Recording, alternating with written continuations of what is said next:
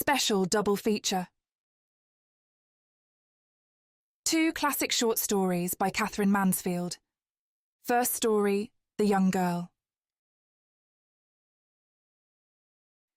In her blue dress, with her cheeks lightly flushed, her blue eyes and her gold curls pinned up as though for the first time, pinned up to be out of the way for her flight, Mrs. Raddick's daughter might have just dropped from this radiant heaven. Mrs. Raddick's timid, faintly astonished but deeply admiring glance looked as if she believed it too. But the daughter didn't appear any too pleased. Why should she? To have alighted on the steps of the casino. Indeed, she was bored as though heaven had been full of casinos with snuffy old saints for croupiers and crowns to play with. "You don't mind taking Henny?" said Mrs. Raddick. "Sure you don't. There's the car, and you'll have tea, and we'll be back here on this step. Right here. In an hour. You see, I want her to go in. She's not been before, and it's worth seeing. I feel it wouldn't be fair to her."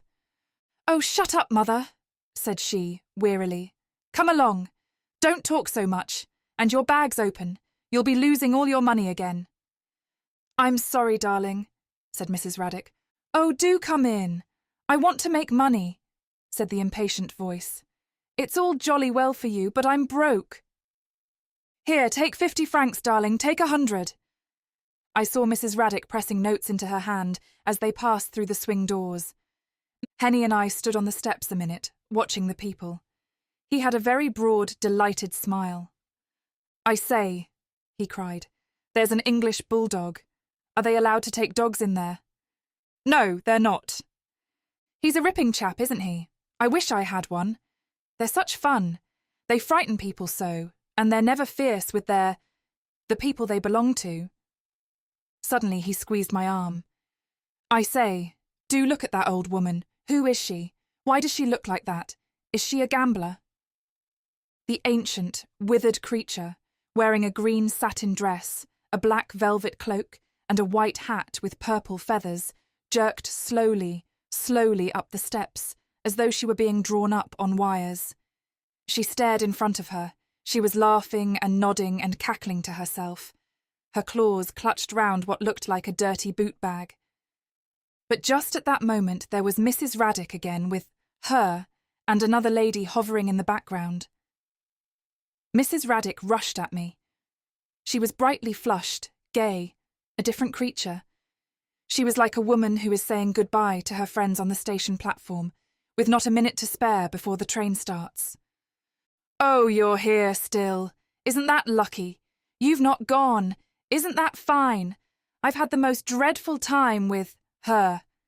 And she waved to her daughter, who stood absolutely still, disdainful, looking down, twiddling her foot on the step miles away. "They won't let her in. I swore she was 21. But they won't believe me. I showed the man my purse. I didn't dare to do more. But it was no use. He simply scoffed. And now I've just met Mrs. McEwen from New York, and she just won 13,000 in the salle privée, and she wants me to go back with her while the luck lasts. Of course I can't leave her. But if you'd—" At that, she looked up. She simply withered her mother. "Why can't you leave me?" she said furiously. "What utter rot! How dare you make a scene like this? This is the last time I'll come out with you. You really are too awful for words." She looked her mother up and down. "Calm yourself," she said superbly. Mrs. Raddick was desperate, just desperate. She was wild to go back with Mrs. McEwen, but at the same time, I seized my courage.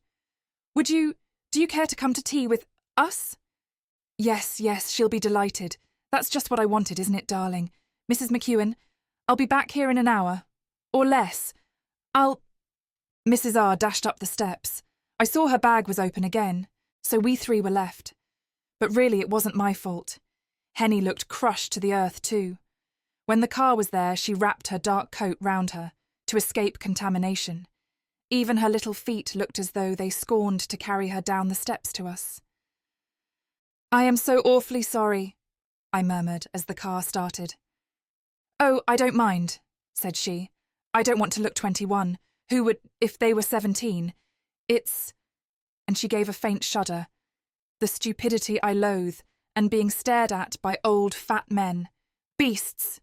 Henny gave her a quick look and then peered out of the window. We drew up before an immense palace of pink and white marble, with orange trees outside the doors in gold and black tubs. "Would you care to go in?" I suggested. She hesitated, glanced, bit her lip, and resigned herself. "Oh well, there seems nowhere else," said she. "Get out, Henny." I went first. To find the table, of course. She followed. But the worst of it was having her little brother, who was only 12, with us. That was the last, final straw. Having that child trailing at her heels. There was one table.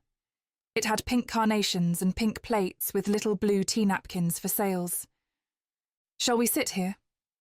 She put her hand wearily on the back of a white wicker chair. "We may as well. Why not?" said she.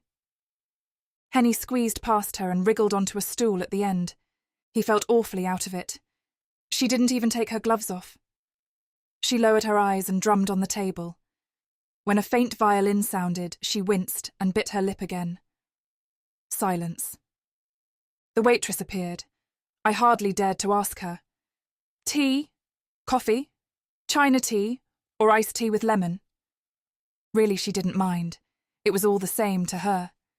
She didn't really want anything. Henny whispered, "Chocolate!"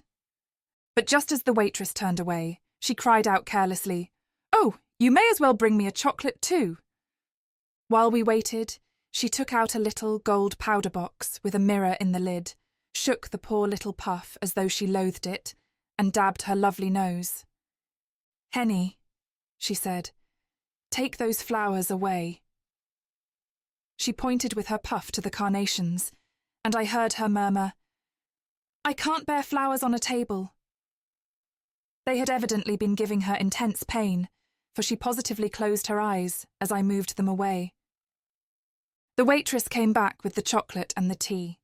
She put the big, frothing cups before them and pushed across my clear glass. Henny buried his nose, emerged with, for one dreadful moment, a little trembling blob of cream on the tip. But he hastily wiped it off like a little gentleman. I wondered if I should dare draw her attention to her cup. She didn't notice it, didn't see it, until suddenly, quite by chance, she took a sip. I watched anxiously. She faintly shuddered. "Dreadfully sweet," said she. A tiny boy with a head like a raisin and a chocolate body came round with a tray of pastries, row upon row of little freaks, little inspirations, little melting dreams. He offered them to her. "Oh, I'm not at all hungry. Take them away." He offered them to Henny. Henny gave me a swift look. It must have been satisfactory, for he took a chocolate cream, a coffee eclair, a meringue stuffed with chestnut, and a tiny horn filled with fresh strawberries. She could hardly bear to watch him. But just as the boy swerved away, she held up her plate. "Oh, well, give me one," said she. The silver tongs dropped 1, 2, 3, and a cherry tartlet. "I don't know why you're giving me all these," she said, and nearly smiled. "I shan't eat them. I couldn't." I felt much more comfortable. I sipped my tea, leaned back, and even asked if I might smoke. At that, she paused, the fork in her hand, opened her eyes, and really did smile. "Of course," said she. "I always expect people to." But at that moment, a tragedy happened to Henny. He speared his pastry horn too hard, and it flew in two, and one half spilled on the table. Ghastly affair. He turned crimson. Even his ears flared, and one ashamed hand crept across the table to take what was left of the body away. "You utter little beast," said she. Good heavens! I had to fly to the rescue. I cried hastily, "Will you be abroad long?" But she had already forgotten Henny. I was forgotten too. She was trying to remember something. She was miles away. "I don't know," she said slowly, from that far place. "I suppose you prefer it to London. It's more... When I didn't go on, she came back and looked at me, very puzzled. "More... Enfin," Gayer, I cried, waving my cigarette. But that took a whole cake to consider. Even then, "Oh well, that depends," was all she could safely say. Henny had finished. He was still very warm. I seized the butterfly list off the table. "I say, what about an ice, Henny? What about tangerine and ginger? No, something cooler. What about a fresh pineapple cream?" Henny strongly approved. The waitress had her eye on us. The order was taken when she looked up from her crumbs. "Did you say tangerine and ginger? I like ginger. You can bring me one." And then quickly, "I wish that orchestra wouldn't play things from the year one. We were dancing to that all last Christmas. It's too sickening." But it was a charming air. Now that I noticed it, it warmed me. "I think this is rather a nice place, don't you, Henny?" I said. Henny said, "Ripping!" He meant to say it very low, but it came out very high in a kind of squeak. Nice. This place. Nice. For the first time, she stared about her, trying to see what there was. She blinked, her lovely eyes wandered. A very good-looking elderly man stared back at her through a monocle on a black ribbon. But him, she simply couldn't see. There was a hole in the air where he was. She looked through and through him. Finally, the little flat spoons lay still on the glass plates. Henny looked rather exhausted, but she pulled on her white gloves again. She had some trouble with her diamond wristwatch. It got in her way. She tugged at it, tried to break the stupid little thing. It wouldn't break. Finally, she had to drag her glove over. I saw, after that, she couldn't stand this place a moment longer, and indeed, she jumped up and turned away while I went through the vulgar act of paying for the tea. And then we were outside again. It had grown dusky. The sky was sprinkled with small stars. The big lamps glowed. While we waited for the car to come up, she stood on the step, just as before, twiddling her foot, looking down. Henny bounded forward to open the door, and she got in and sank back with, oh, such a sigh. "Tell him," she gasped, "to drive as fast as he can." Henny grinned at his friend, the chauffeur. "Allez vite," said he. Then he composed himself and sat on the small seat facing us. The gold powder box came out again. Again the poor little puff was shaken. Again there was that swift, deadly secret glance between her and the mirror. We tore through the black and gold town like a pair of scissors tearing through brocade. Henny had great difficulty not to look as though he were hanging on to something, and when we reached the casino, of course Mrs. Raddick wasn't there. There wasn't a sign of her on the steps. Not a sign. "Will you stay in the car while I go and look?" But no, she wouldn't do that. Good heavens, no. Henny could stay. She couldn't bear sitting in a car. She'd wait on the steps. "But I scarcely like to leave you," I murmured. "I'd very much rather not leave you here." At that, she threw back her coat. She turned and faced me, her lips parted. "Good heavens, why? I don't mind it a bit. I like waiting." And suddenly her cheeks crimsoned. Her eyes grew dark. For a moment I thought she was going to cry. Let me, please," she stammered in a warm, eager voice. "I like it. I love waiting. Really, really I do. I'm always waiting in all kinds of places." Her dark coat fell open, and her white throat, all her soft young body in the blue dress, was like a flower that is just emerging from its dark bud. Second story. Life of Ma Parker. When the literary gentleman, whose flat old Ma Parker cleaned every Tuesday, opened the door to her that morning, he asked after her grandson. Ma Parker stood on the doormat inside the dark little hall, and she stretched out her hand to help her gentleman shut the door before she replied. "We buried him yesterday, sir," she said quietly. "Oh, dear me, I'm sorry to hear that," said the literary gentleman in a shocked tone. He was in the middle of his breakfast. He wore a very shabby dressing gown and carried a crumpled newspaper in one hand. But he felt awkward. He could hardly go back to the warm sitting room without saying something more. Then, because these people set such store by funerals, he said kindly, "I hope the funeral went off all right." "Beg parding, sir," said old Ma Parker huskily. Poor old bird. She did look dashed. I hope the funeral was a success, said he. Ma Parker gave no answer. She bent her head and hobbled off to the kitchen, clasping the old fish bag that held her cleaning things and an apron and a pair of felt shoes.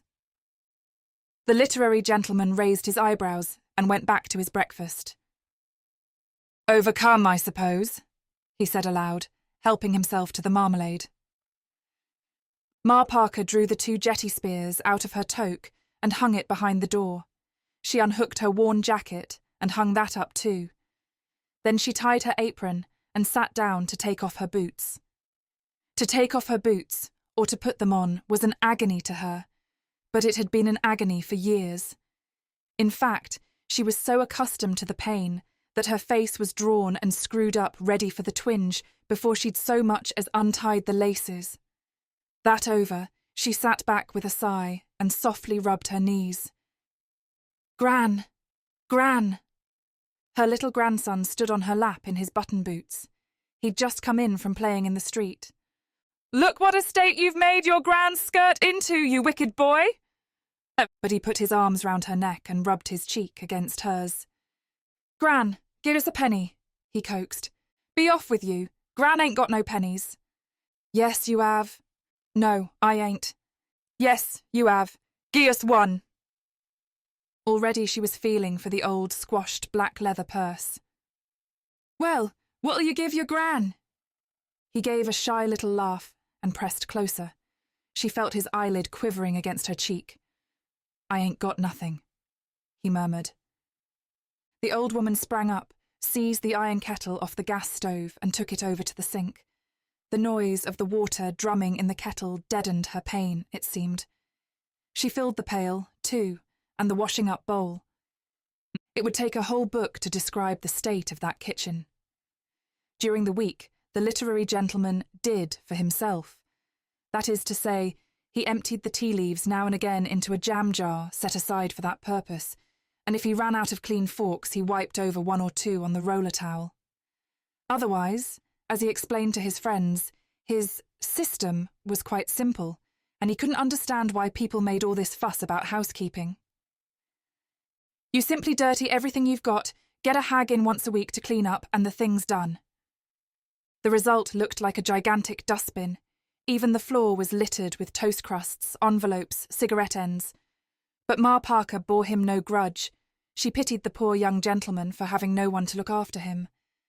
Out of the smudgy little window you could see an immense expanse of sad-looking sky, and whenever there were clouds they looked very worn. Old clouds, frayed at the edges with holes in them, or dark stains like tea.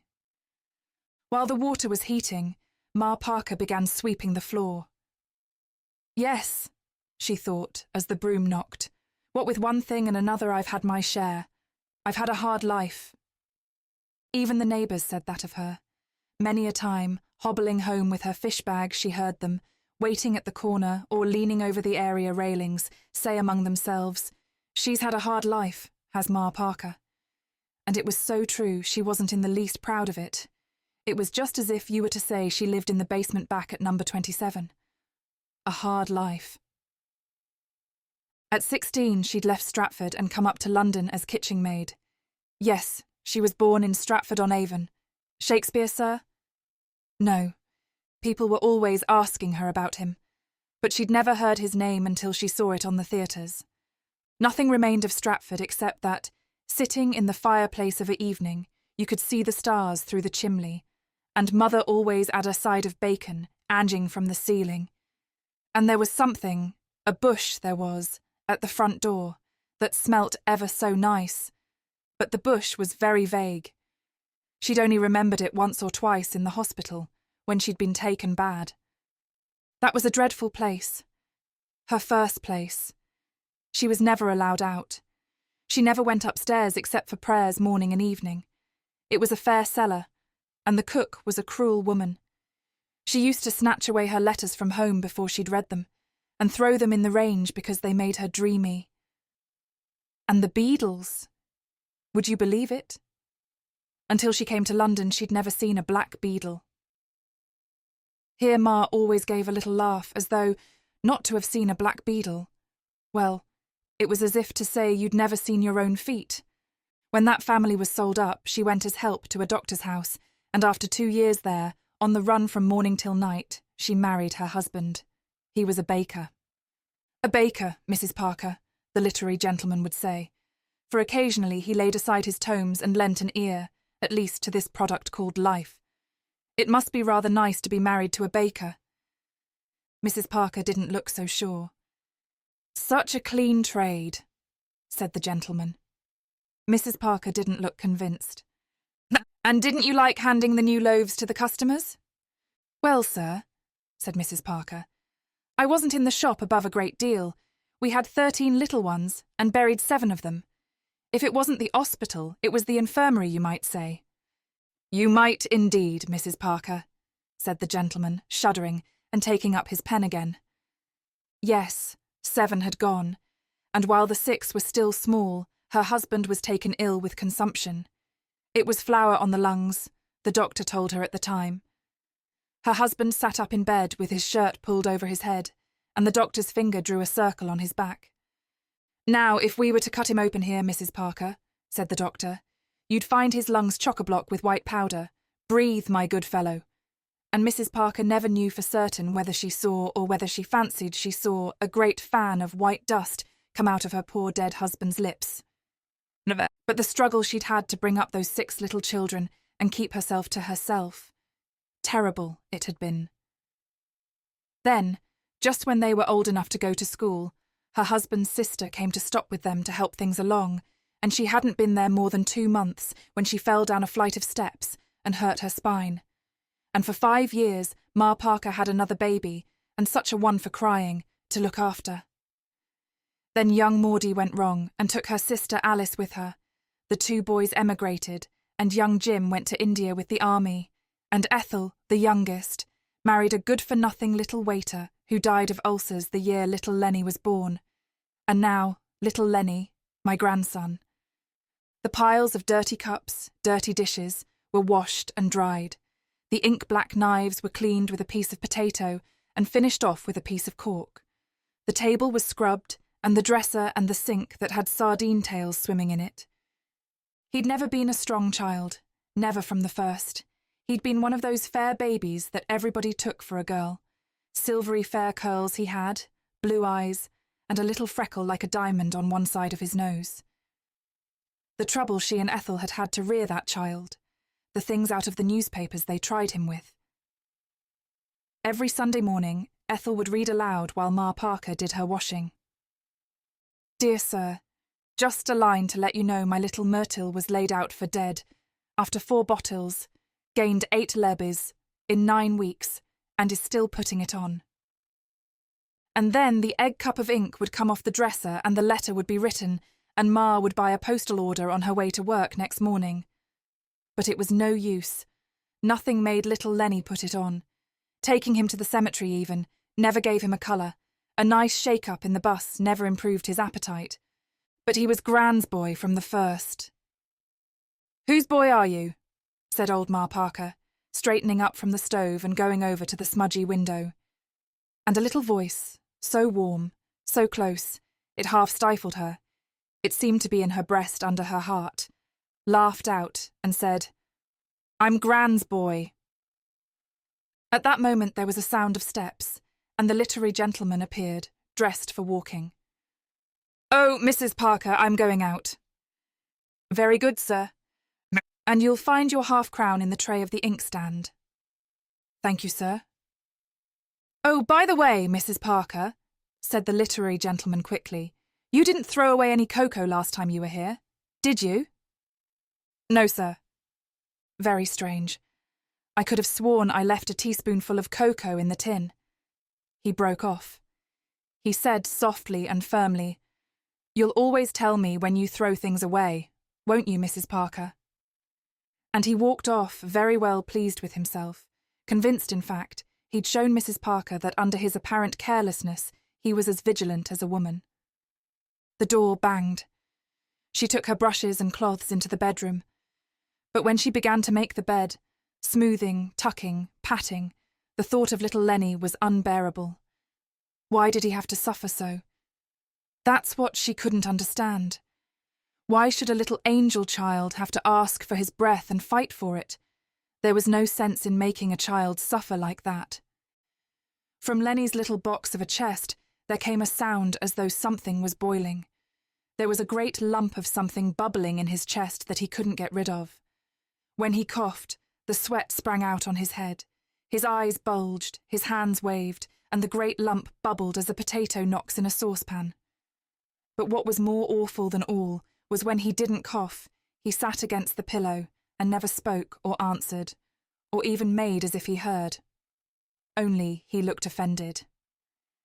"It's not your poor old gran's doing it, my lovey," said old Ma Parker, patting back the damp hair from his little scarlet ears. But Lenny moved his head and edged away. Dreadfully offended with her he looked, and solemn. He bent his head and looked at her sideways as though he couldn't have believed it of his gran. But at the last, Ma Parker threw the counterpane over the bed. No, she simply couldn't think about it. It was too much.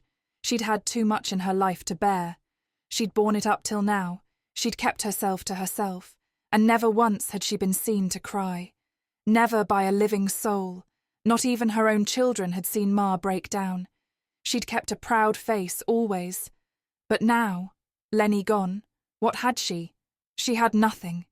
He was all she'd got from life. And now he was took too. Why must it all have happened to me? She wondered. What have I done? Said old Ma Parker. What have I done? As she said those words, she suddenly let fall her brush. She found herself in the kitchen. Her misery was so terrible that she pinned on her hat, put on her jacket, and walked out of the flat like a person in a dream. She did not know what she was doing. She was like a person so dazed by the horror of what has happened that he walks away, anywhere, as though by walking away he could escape. It was cold in the street. There was a wind like ice. People went flitting by, very fast. The men walked like scissors, the women trod like cats. And nobody knew. Nobody cared. Even if she broke down, if at last, after all these years, she were to cry, she'd find herself in the lockup as like as not. But at the thought of crying, it was as though little Lenny leapt in his gran's arms. Ah, that's what she wants to do, my dove. Gran wants to cry. If she could only cry now, cry for a long time, over everything, beginning with her first place and the cruel cook, going on to the doctors, and then the 7 little ones, death of her husband, the children's leaving her, and all the years of misery that led up to Lenny. But to have a proper cry over all these things would take a long time. All the same, the time for it had come. She must do it. She couldn't put it off any longer. She couldn't wait any more. Where could she go? She's had a hard life, has Ma Parker? Yes, a hard life indeed. Her chin began to tremble. There was no time to lose. But where? Where? She couldn't go home. Ethel was there. It would frighten Ethel out of her life. She couldn't sit on a bench anywhere. People would come asking her questions. She couldn't possibly go back to the gentleman's flat. She had no right to cry in strangers' houses. If she sat on some steps, a policeman would speak to her. Oh, wasn't there anywhere where she could hide and keep herself to herself, and stay as long as she liked, not disturbing anybody, and nobody worrying her? Wasn't there anywhere in the world where she could have her cry out, at last? Ma Parker stood, looking up and down. The icy wind blew out her apron into a balloon, and now it began to rain. There was nowhere.